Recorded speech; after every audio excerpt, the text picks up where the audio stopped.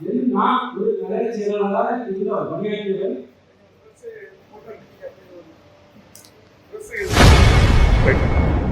கன்னியாகுமரியில் நடைபெற்ற திமுக மாவட்ட நிர்வாகிகள் கூட்டத்தில் நிர்வாகி ஒருவர் தங்களை ஒதுக்குவதாக கூறியுள்ளது கூட்டத்தில் அதிர்ச்சியை ஏற்படுத்தியுள்ளது.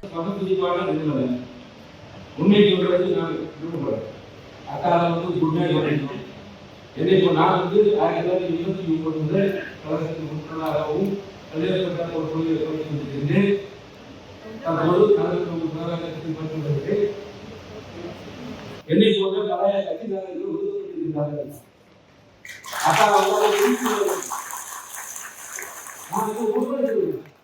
நான் ஒரு நகர செயலாளராக இருந்தால் பணியாற்றியவர்